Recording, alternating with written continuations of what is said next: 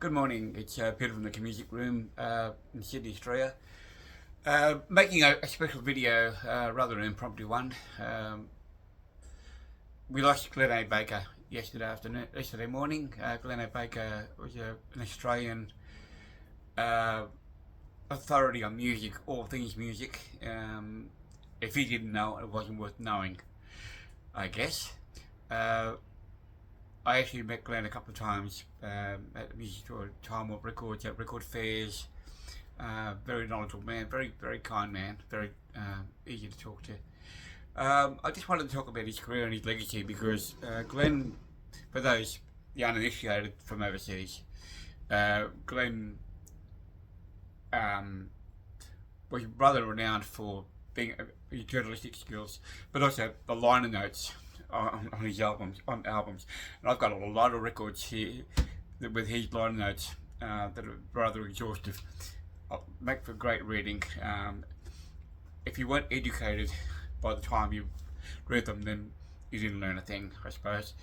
But they're just a joy to read because you always learn something new on these compilations. Glenn at one point was even a manager of a rock band, a rock and roll revival band called of 55. This is actually the time when glam rock was the thing. This was in the mid 70s. Of 55 were a rock and roll revival band in the 70s. They're totally out of sorts with the rest of glam rock, but somehow they fit in as well. They had a couple of hits here in Australia with On the Prowl and Looking for an Echo, among other things. Glenn was an executive producer and also the manager of this band. Yeah, quite a nice lark. It was a fun album, at the time. Released through Mushroom Records here in Australia. But yeah, he had his hand in Australian rock. But also, his first love musically with Bob Dylan and also the Beatles. He loved the Beatles. A couple of things he contributed. His knowledge of the Beatles was amazing, but he'd written a book, an Australian, about the Beatles Australian tour. In 1964, I was 6, going on 7 years old at the time. This is a book about their tour itself. Lots of amazing details in that book. Probably out of print, but you may be able to find it somewhere if you want to find it. A great read.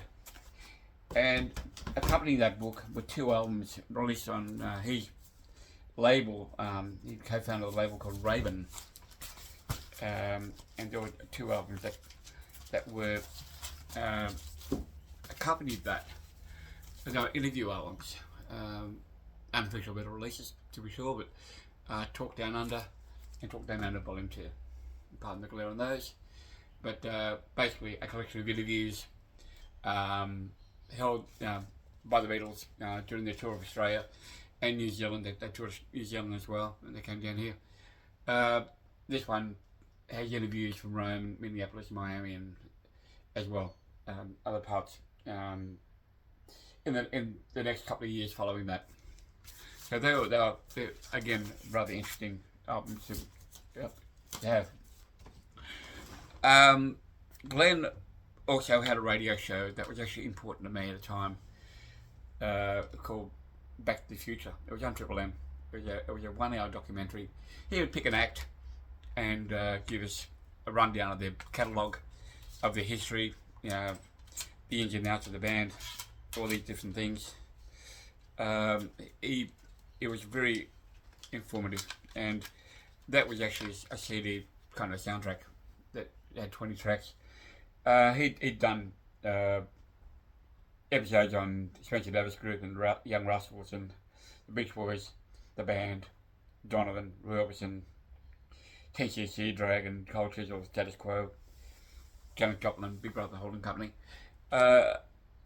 All very informative. I mean, Small Faces, I knew nothing about Small Faces, but I remember he played All or Nothing and Tin Soldier, and with the Rascals, things like Groovin' and People Gotta Be Free and Good Lovin', all great tracks. Groovin' is actually on that CD, so that was a great one to have.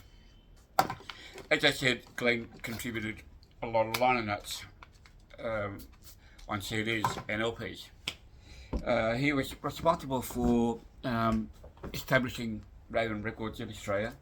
Raven was a collectibles label, a bit like Rhino Records in America. There's a few other equivalent labels overseas. I think C for Miles is another one.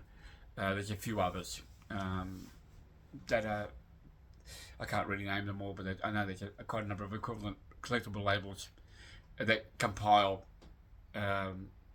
older recordings by other artists, some great stuff. Somehow they managed to gather together a whole lot of back catalogue, if not all of it, most of it. But Glenn's liner notes were exhaustive.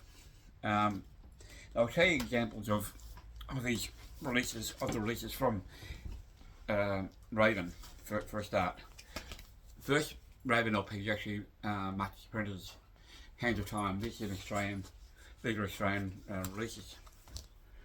The liner notes always look like that. Lots of reading, lots of chart information.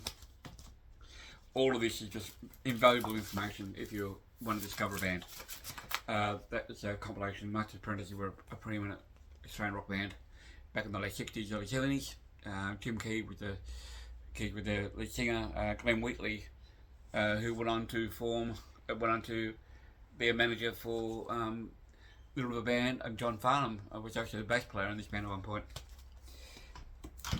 Another one was 5x4. That's actually a collection featuring Ronnie Burns, The Groove, the Cherokees and Vibrants.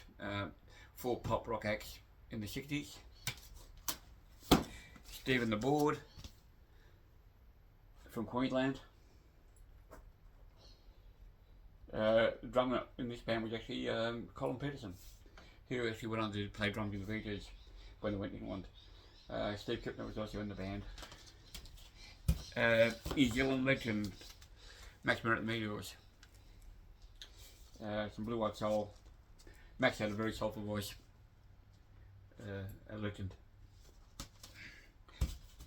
A great compilation about Bon Scott. This was actually pre-AC/DC. Bon's career in Fraternity and the Valentines. As you can see, Bon looks rather. See where Bon is. There's Bon right there, right? Looking rather different to the Bon we came to know and love, and that's him at the end here on that one. In the Valentines, in Fraternity, that's some line right there. They were two very different bands. Valentines were a pop rock band. The Fraternity were like a progressive hippie type band, very deep. That was a reissue of The Missing Links, a legendary album from the 60s that originally on Phillips. Raven reissued that. He also doubled into some overseas acts. Nancy Sinatra, a compilation here, Lightning Club. That's an 18-track compilation, features some duets with Lee Hazelwood.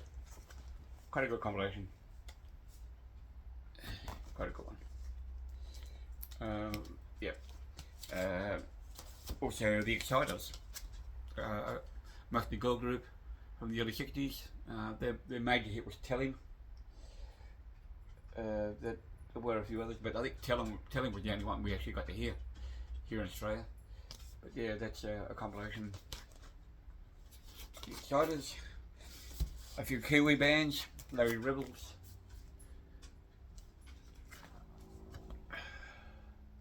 Again, the liner notes are typically of what you would get with these albums. You'd have the Larry Rebels. This actually has got a bonus 45 in it. Ray Columbus and the Invaders had a major hit with Choose a Mod. Ray would actually even tour with the Long Way to the Top tour that went around quite a few years ago. Great show. Ray Columbus and the Invaders. There's a reissue of Marcus Apprentice's Choice Cuts.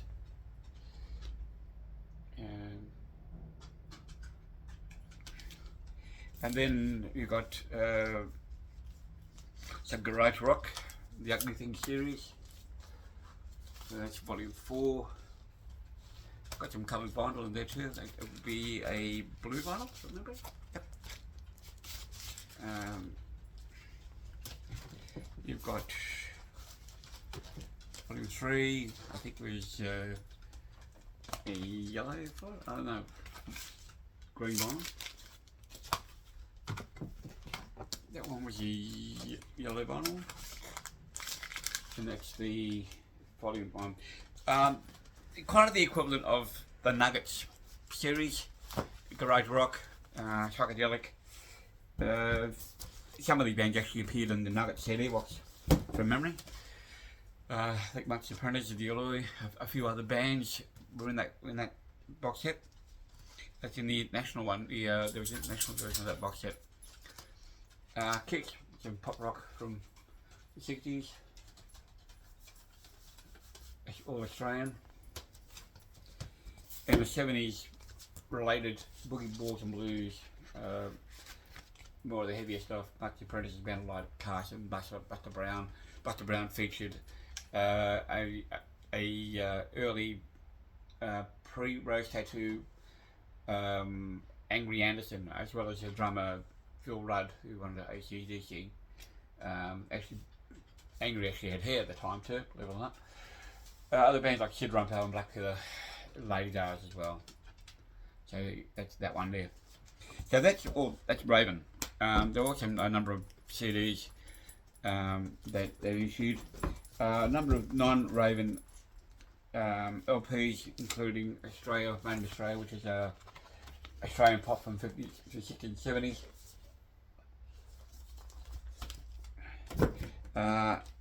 Okay, the Easy Beats. Now this is, and I've shown this before, this is as good, if not the superior compilation of the Easy Beats you're ever going to find.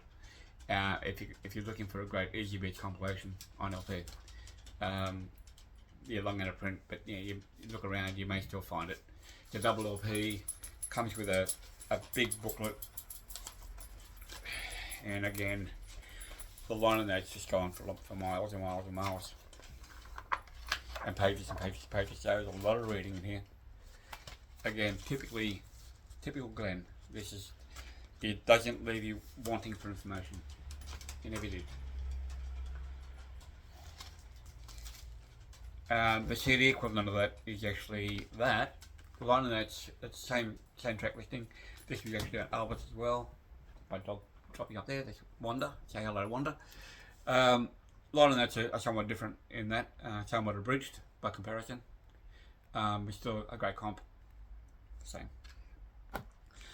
What else we got? The Twilights.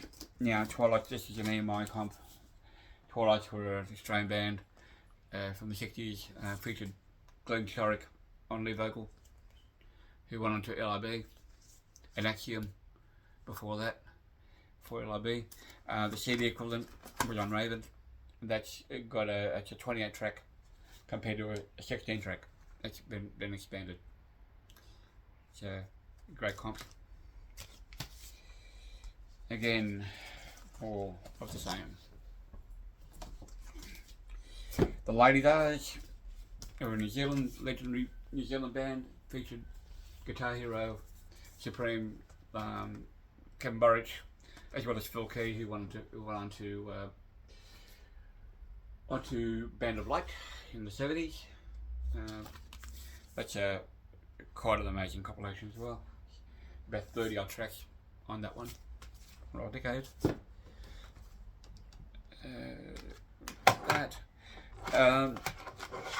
Glenn also did compiled a massive double album on the Monkeys on Arista.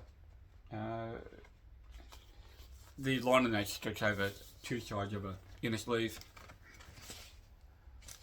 as well as catalogue information, discography information. It's all there. That's a very, very broad, probably the broadest compilation we've had of the Monkeys until the CD era. This is came in around 1979. It was on Arista.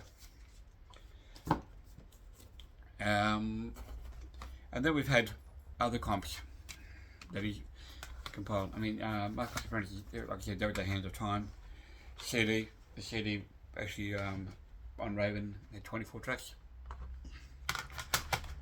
And then from Raven, here, just going back to Raven again, we've got overseas acts like the Animals. That was actually the broadest Animals compilation that we had available. It actually took in a lot of multiple label tracks. I mean, there was the Animals were on Columbia, EMI Columbia, and also Decca, and it was Decca in Australia, Decca in England, and then MGM in America. But that's very broad. That takes in both the Animals and the Eric Burdon and the Animals eras as well. It's pretty damn good. Oli Orbison compilation covering his MGM years, which were very hard to find at the time, from 65 to 70. At the time they weren't available when this CD came out. They're either out of print or just weren't available, but that's a very broad one. Joe Cocker, Connoisseur's Cocker. This is a lot of other things that Joe had done, lesser hits, deep cuts. Quite a good compilation. What else we got? This really good Man for Man compilation, double CD, covering the EMI Columbia, OHMV, and Fontana years. Again, very broad, quite a lot of good stuff. You've got some solo stuff from Paul Jones as well, Mark Diabo, Mark Hogue. Yeah, a very broad compilation. Great booklet in that one. What else we got? And then also we got The Birds, which was a nice comp called Full Flight 65 to 70. And the compilations, the booklets are actually quite exhaustive. I'll use the word exhaustive quite a lot, but that's the only way to describe these liner notes. That's the only way to describe the legacy that Glenn A. Baker has given us, with the way the albums were compiled, and this is the way albums should have been compiled. Educational. I love to learn when I buy things. When I buy compilations, career perspectives. I like to learn about the artist. You have like Joe Camilleri covering Joe Giuseppe and the Falcons, Black Sorrows, Revelators, other bands along the way. Quite a good comp, that one. That was a fairly recent one. Joe was a mate of Glenn Baker's as well. Yeah, she made a nice tribute to him yesterday. We had one of the first Raven CDs was 60 Down Under. That a broad sweep of Australian pop rock in the 60s. Billy Thorpe, the Aztecs, Bog Larry, Brave Around the Whispers, Mike Ferber, Pink Finks, Twilights, Devin the Board, Marcus Apprentices, Black Diamonds, Loved Ones, Wild Cherries. Yep, they're all there. Normie Rowe. Yeah, Volume 1, Volume 2 follow up shortly after. That was actually the first Raven CD. This one was the 7th of each CD one, and then these two followed years later. More of the same, a more broad sweep of 60s pop rock from Australia. Yep.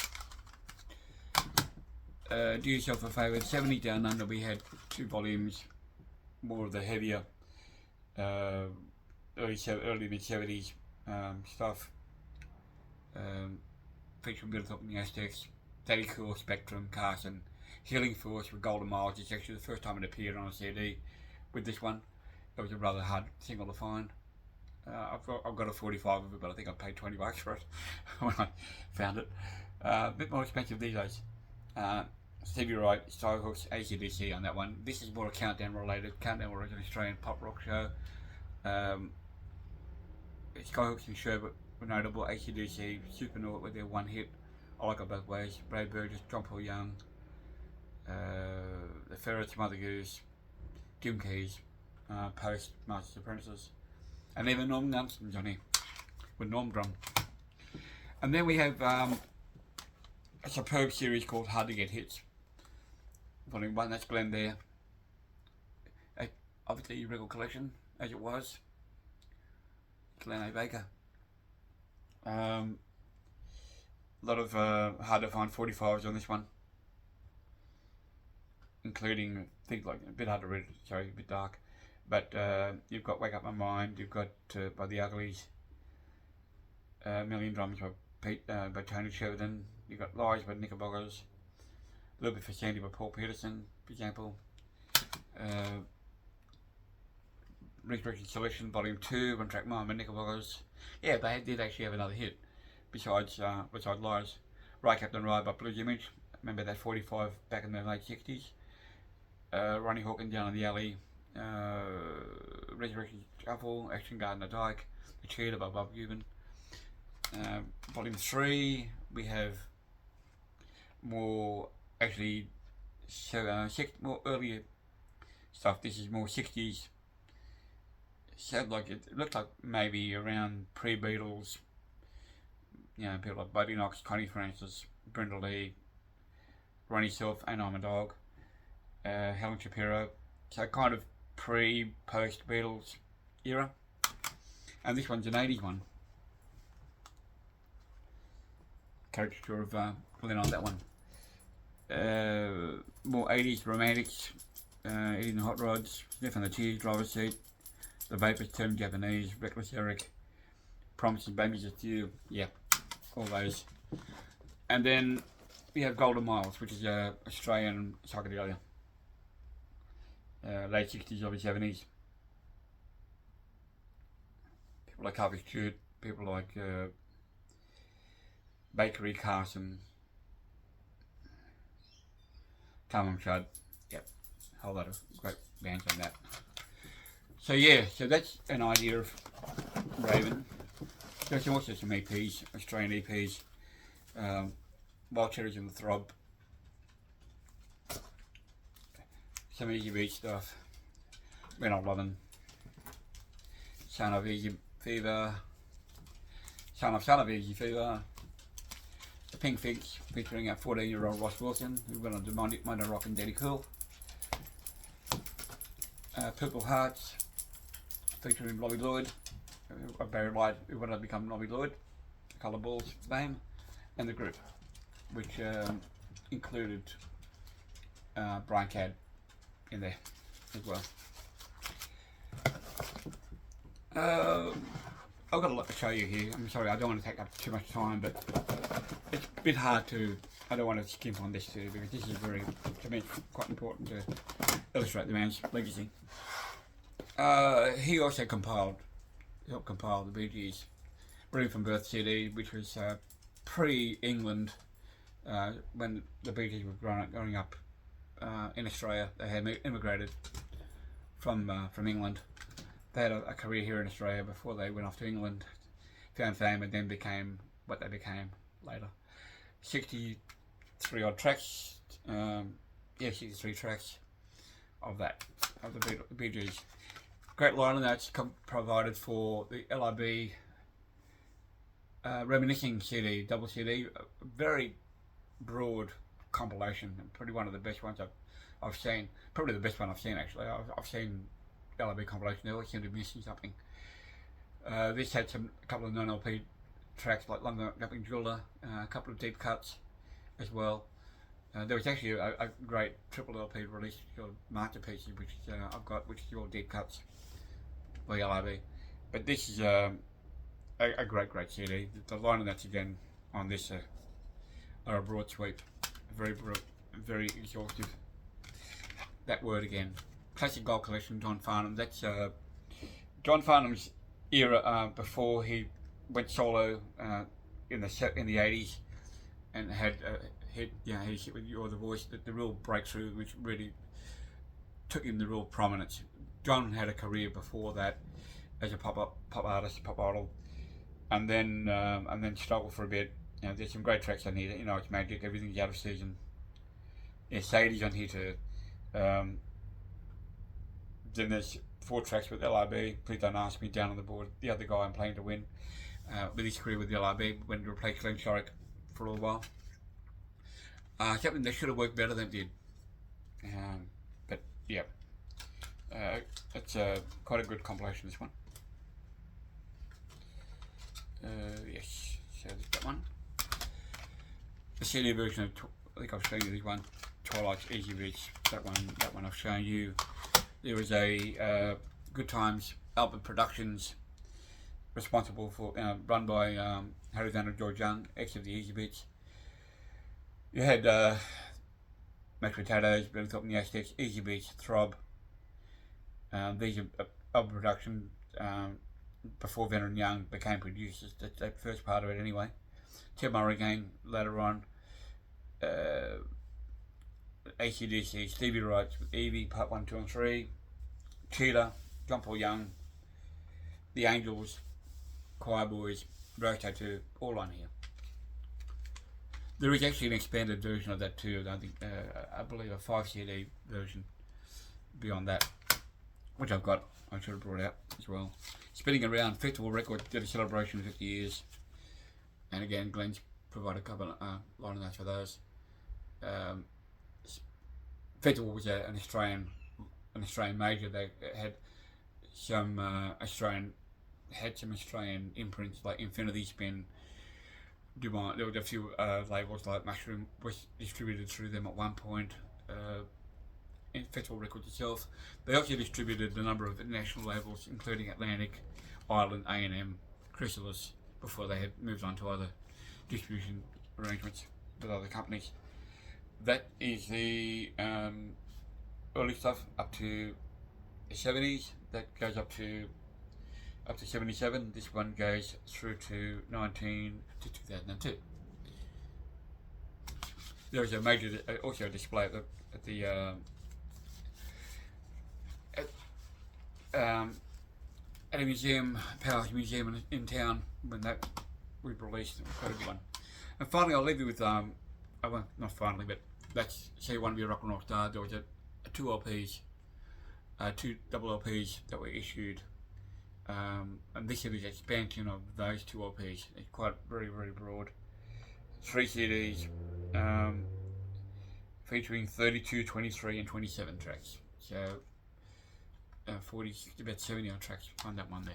And again, that's Australian rock, psychedelic pop rock, hippie, yeah, all those. I'll leave you with a couple of books that Glenn had written. External Combustion, which was a collection of articles that Glenn had written for varying publications along the way. This one's actually signed by Glenn, thankfully, in December 1990. I got to meet Glenn a couple of times along the way at Time Warp Records, at record fairs. As I said, had a couple of good chats. It was really good to know him, good to meet him. That, on top of that, you've got 2 other books written with Stuart Cooper, another renowned Australian journalist, rock journalist. The music, which is around about 1980 odd, going into the 80s, and also the new rock and roll, which is like an encyclopedia sort of thing, an A to Z of artists. Sinead O'Connor, Oingo Boingo mentioned here.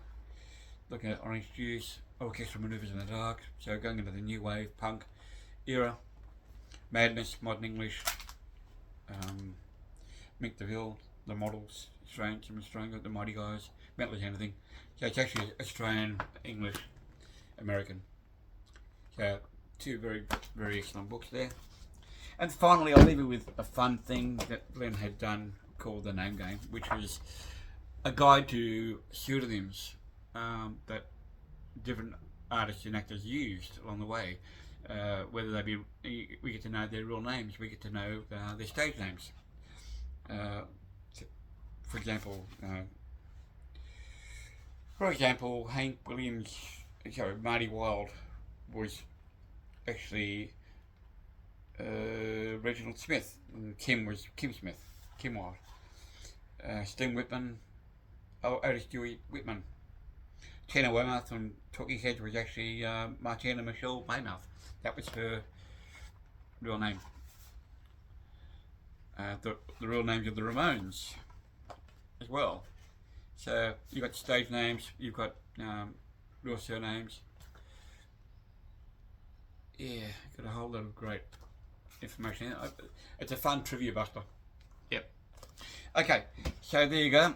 That's what I have to say about that. This video's gone a bit longer than I expected, but that's okay. I want to pass on my condolences to Glenn's family and friends and loved ones, particularly his wife and children, his 6 children and the grandchildren. It's a sad loss for you all. It's a sad loss for Australian music, particularly. But anyway, thank you for watching this. Rest in peace, Glenn. I think the afterlife just got a whole lot smarter. Bye, guys. Take care.